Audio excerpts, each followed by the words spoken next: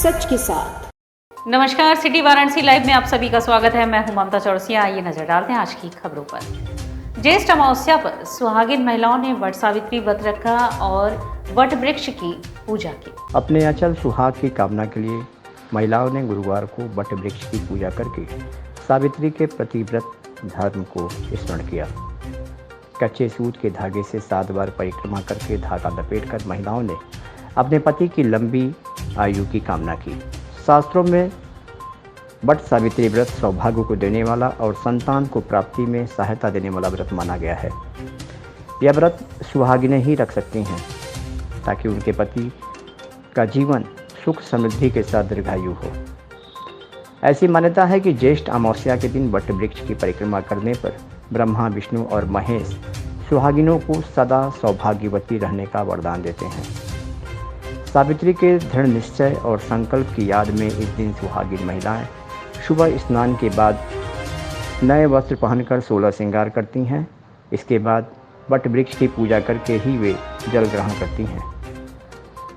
गुरुवार को सुबह से ही मेरघाट स्थित धर्मकूप व नगर में जगह जगह स्थित वट वृक्ष स्थल पर पूजा करने वाली सुहागिन महिलाओं की भीड़ देखी गई। मैं अपने पति के लिए कर रही हूँ लंबी आयु के लिए सुहाग के लिए वट सावित्री पूजा पहली बार कर रही हूँ। वट सावित्री व्रत को बरगदाही अमावस्या भी कहते हैं।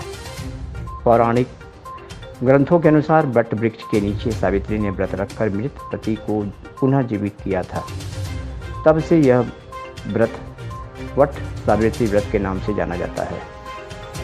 इसी मान्यता के आधार पर महिलाएं अखंड सौभाग्य की प्राप्ति के लिए वट वृक्षों की पूजा करती हैं।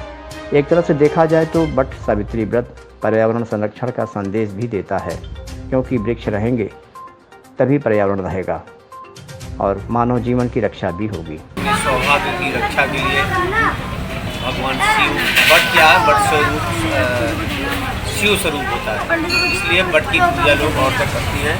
अपने सौभाग्य की रक्षा के लिए 7 फेरा लगाती हैं। 7 फेरा हमारा भारत जो हिंदुस्तान सप्तद्वीप में बसा हुआ है। सप्तद्वीप में हमारे 7 बंधन और 7 गांठ भी होती है, इसलिए हर औरतें 7 सप्तद्वीप की जो सप्तद्वीप की फेरी लगाती है, वो इस बरगद के फेरी लगाने से उनको प्राप्त होता है। उससे भगवान शिव प्रसन्न होकर के और इनकी सौभाग्य की रक्षा की उनकी सौभाग्य की रक्षा करती है। और जो है आज दिन भर व्रत रहती हैं और उसके बाद वट पूजा करने के बाद जल पीती हैं। जल पीने के बाद भोजन करती हैं, आहार लेती हैं। कोरोना कर्फ्यू के चलते पिछले कई दिनों से गंगा में प्रतिबंधित नौका संचालन को अनुमति मिल चुकी है। अब 14 जून से नावों का संचालन शुरू हो जाएगा। अनलॉक हो रहे बनारस में अब गंगा पुत्र के लिए खुशखबरी आई है। जिला प्रशासन ने अब उन्हें गंगा में नाव चलाने की अनुमति दे दी है। हालांकि इस अनुमति में कोरोना को लेकर गाइडलाइन भी शामिल है, जिसके अंतर्गत 14 जून से अब गंगा के ऊपर नाव चलना शुरू हो जाएगी। बता दें कि पिछले 53 दिनों से आंशिक लॉकडाउन के चलते गंगा में नाव का संचालन पूरी तरह से प्रतिबंधित था। पिछले 53 दिनों से बेरोजगारी की दंश झेल रहे नाविकों के लिए आज खुशखबरी लेकर आया है। जिला प्रशासन ने नागरिकों के साथ बैठक कर उन्हें नाव के संचालन करने के निर्देश दिए हैं। अनलॉक होने के बाद नाविक लगातार जिला प्रशासन से मांग कर रहे थे और नाव संचालन करने की अनुमति मांग रहे थे, जिसके बाद से आज बैठक करके अनुमति प्रदान की गई और सुबह 7 बजे से लेकर शाम 7 बजे तक नावों के संचालन का आदेश दे दिया गया है। नाव का संचालन सोमवार से शुक्रवार तक करने का निर्देश दिया गया है। बाकी के 2 दिन नावों के संचालन बंद रहेंगे। आदेश मिलने के बाद नाविक काफी खुश हैं। निर्णय अगर देखा जाए तो मल्लाहों के हक में ही था और नियम के साथ ही नौका संचालन शुरू करने की बात कही गई है। और नियम में सबसे बड़ा नियम ये जो आया है कि वैक्सीनेशन कराना। तो सीओ साहब और एसीओ साहब ने ये आदेशित किया है कि नौका संचालन तो सोमवार से शुरू होगा, उसके पहले आप लोग को वैक्सीनेशन करवाना है। तो लगभग सारे लोगों ने इस चीज़ को एक्सेप्ट भी किया है कि वैक्सीनेशन हम करवाएंगे। और उन्होंने कुछ दौर भी बताया 45 प्लस और 18 से 40 कुछ ऐसा।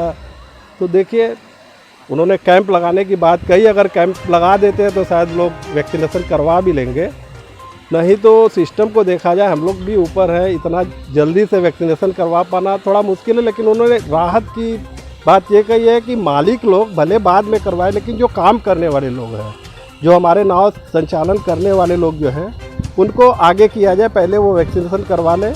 तो हम लोगों ने भी ये सोचा है कि लोगों को आगे करवा दिया जाएगा, वो अपना वैक्सीनेशन करवाएंगे और नाव सोमवार से चालू करने की बात की गई है। हम लोगों को फिर से मौका मिलेगा, ये सोच के सुन के बहुत खुशी मिली और हम लोग घूमेंगे।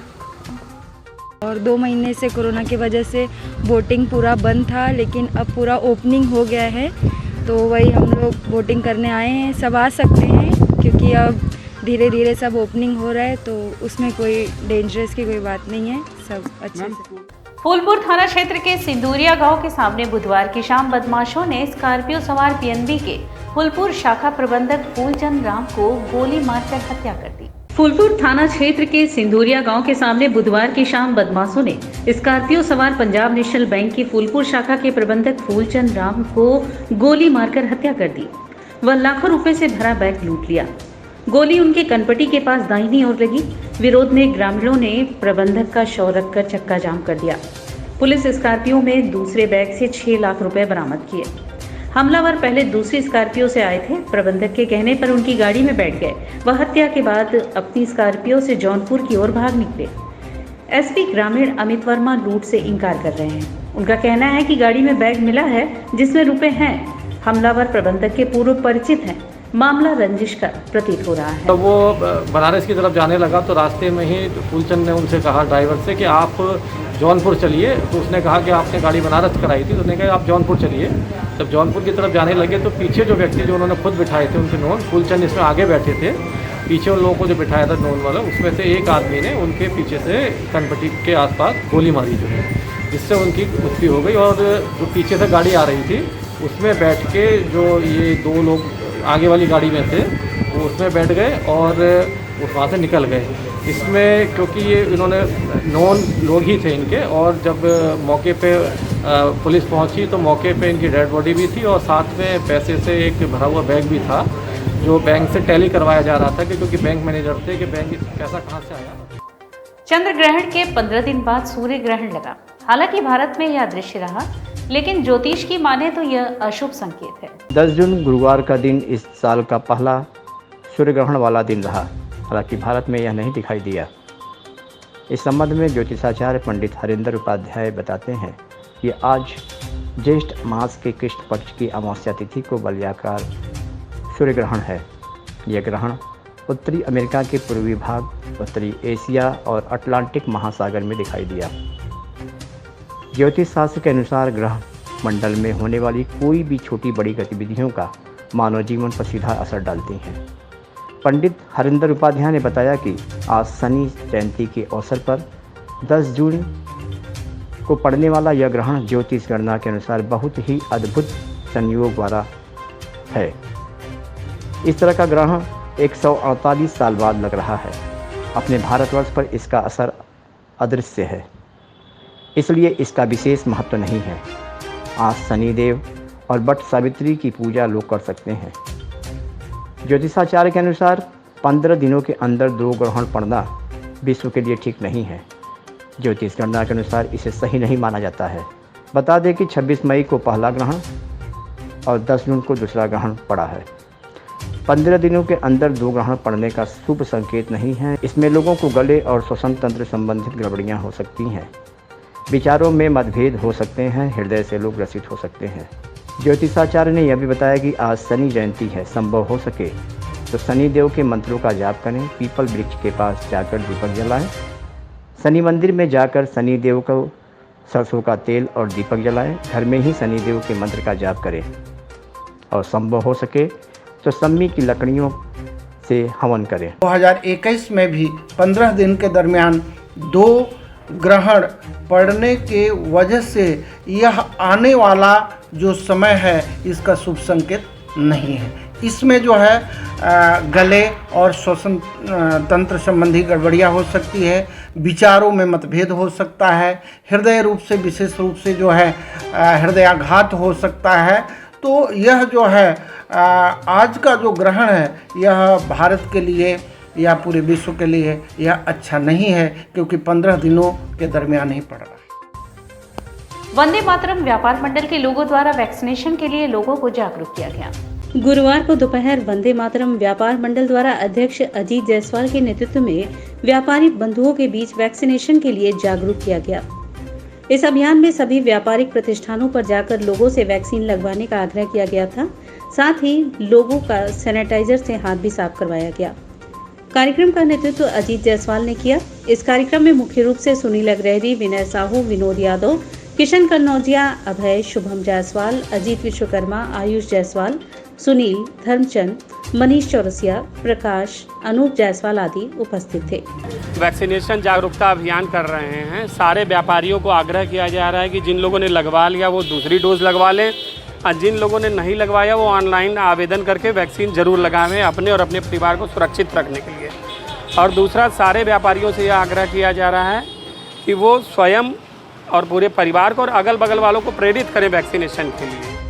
नगर निगम की कार्यकारिणी की बैठक में पार्षदों ने जोरदार हंगामा किया। 3 वर्षों से लंबित विकास कार्यों की अनदेखी का आरोप भी लगाया गया। नगर निगम कार्यकारिणी कक्ष में बुधवार को कार्यकारिणी की बैठक में शहर की मूलभूत समस्याओं का निस्तारण नहीं होने पर सभी सदस्यों एवं नगर आयुक्त के बीच हंगामा शुरू हो गया। इसके बाद महापौर ने बैठक को स्थगित कर दिया।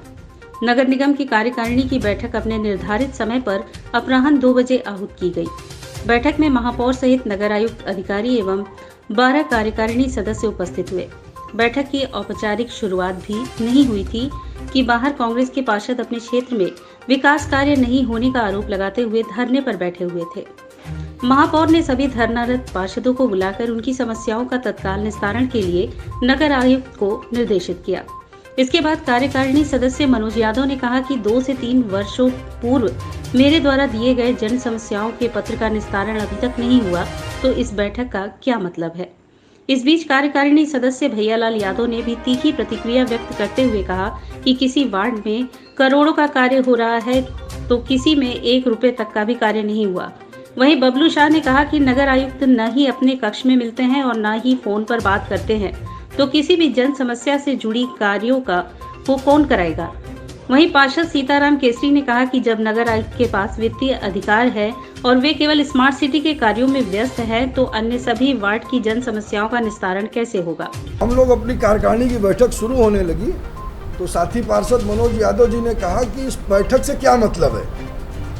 हम 3 घंटा 4 घंटा बैठक करते हैं, क्या मतलब है कि इतने वर्षों के काम हमारे नहीं हो रहे हैं, हम क्या जवाब दें जनता को। तो हम भी अपनी बात कहेंगे, अन्य पार्षद जो 12 कार्यकारिणी के थे सभी ने अपने अपने बात कहने की शुरू किया। महोदय ने कहा कि जब कार्यकारिणी की बैठक बुलाई गई है और उसमें इसी तरह की बात अगर होगी तो कार्यकारिणी की बैठक का क्या मतलब है। आप लोग अपने अपने वार्ड की बात करने लगे तो युवा की जब हमें नगर आयुक्त तो मिलेंगे ही नहीं। नगर आयुक्त जी का जो मोबाइल नंबर वाराणसी नगर आयुक्त जो उनको इशू था वो नंबर मिलाने पर देवी दयाल वर्मा जी उठाते हैं, अपर नगर आयुक्त उठाते हैं। इसके बाद राजेश केसरी ने कहा कि नगर निगम नियम और अधिनियम से चलेगा, मनमाना नहीं चलेगा।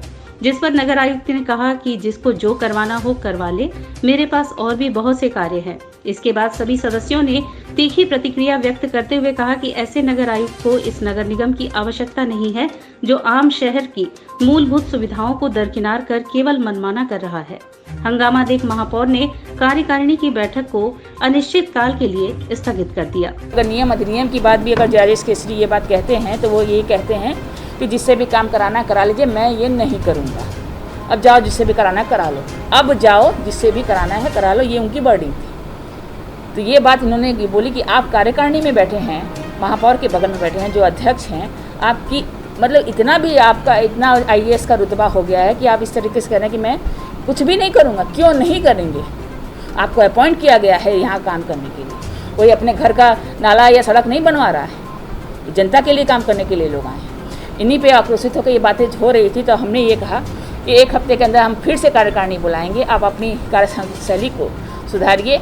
1 हफ्ते का समय हम और देते हैं। 1 हफ्ते के बाद हम लोग कार्यकारिणी की दूसरी बैठक बुलाएंगे जिसमें सारे पार्षद उनके लिए जो भी प्रस्ताव लाएंगे, जिस तरीके से उन्होंने आज व्यवहार किया है उसके लिए जो भी प्रस्ताव लाएंगे वो सर्वसम्मति से पास करके हम लोग साथ। और इसी के साथ सिटी वाराणसी लाइव पर यह प्रसारण यही समाप्त होता है। ममता चौरसिया को दी इजाजत। नमस्कार।